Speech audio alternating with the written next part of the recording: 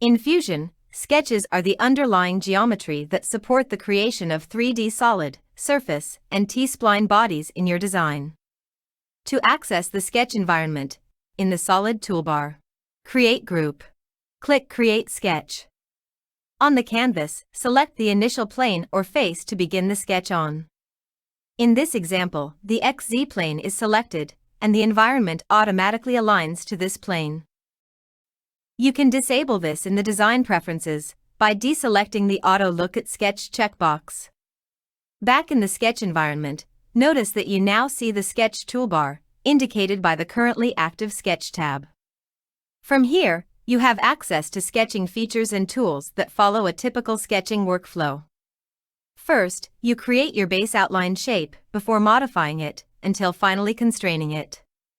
The first section, the Create Group, is where you can find basic shapes including lines, circles, and text to create your base sketch. Other Create commands and tools include the Mirror and Pattern commands, the Project command, and the Dimensioning tool.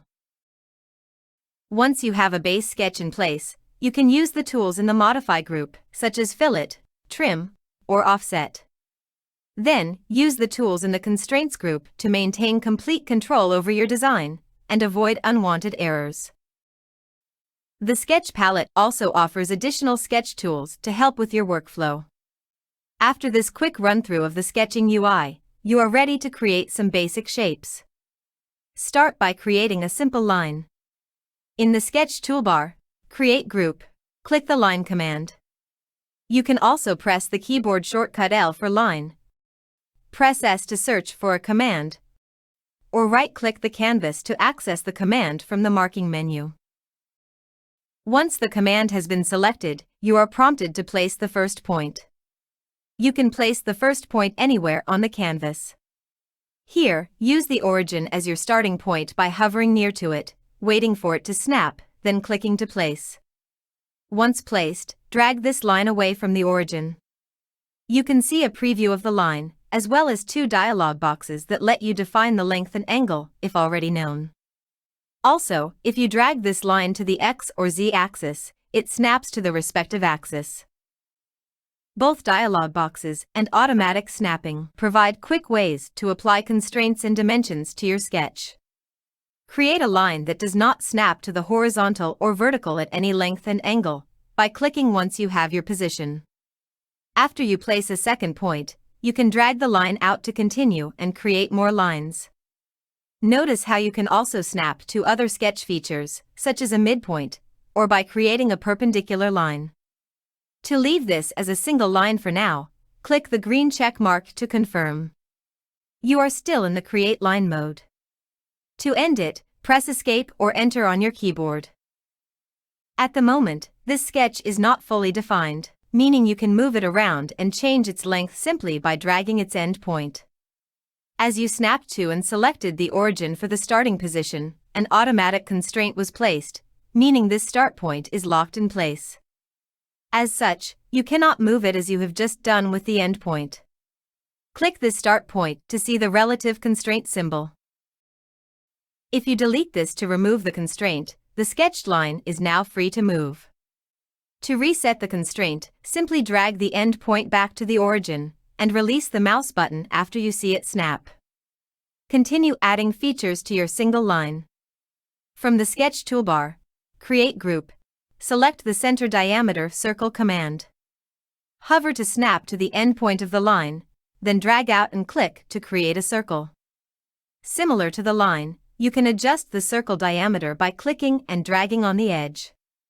If you move the circle from its center point, notice that the line also moves with it, since an automatic constraint was applied when you snapped to the endpoint. Again, you can delete it by selecting the constraint and pressing Delete, or by using the marking menu, if needed. Before you can extrude to a 3D shape, your sketch must be a closed profile, meaning there are no gaps in the perimeter profile. This is indicated by the light blue shading, as you can see with this circle.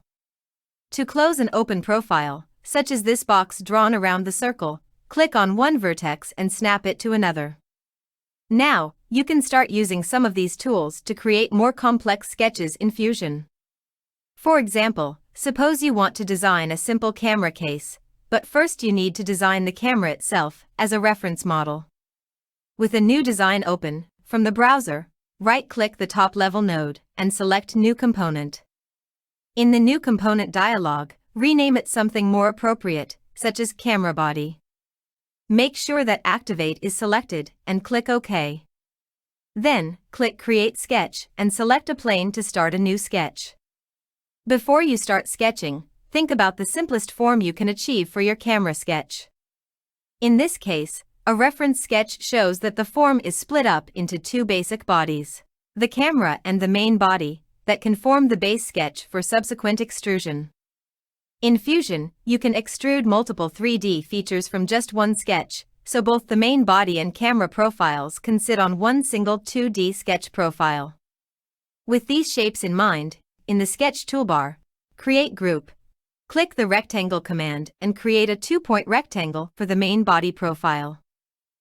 Click the canvas to place the start point, then click once more for the end point. Once placed, notice the vertical and horizontal constraints have been automatically applied. Now, using the Line command, create the camera sketch profile to approximately represent the camera by snapping to the lines. Place it just above the automatic midpoint snapping, so you are not constrained to the midpoint of the line. With your base sketch in position, you can now modify it by applying some fillets as 2D sketch features. In the Modify group, select the Fillet command. Select the connecting point between two lines in the sketch. You can see a preview of the fillet in red, and after you click, you are prompted to enter the dimension. Type a value such as 10, and press Enter to apply the fillet and dimension. To continue creating the other fillets, right-click to open the marking menu, and select Repeat Fillet. Select each of the other three corners, as well as the inner corner of the camera profile. You stay in the Fillet command and each of your selections has the same fillet radius as the first selected, as an automatic equal constraint was applied. 10 mm is a bit too big for these, so enter 5 mm instead. Due to the equal constraint, you can see that all four selected fillets update to the same dimension.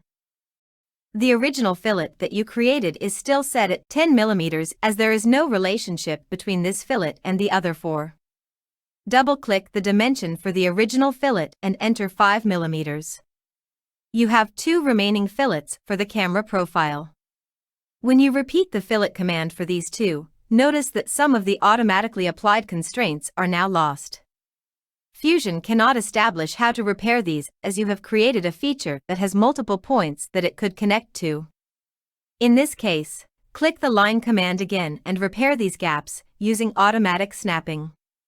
Once finished, you can see the two closed profiles, as indicated by the light blue shading. Your sketch might look a bit cluttered with all the constraints and dimensions on your screen.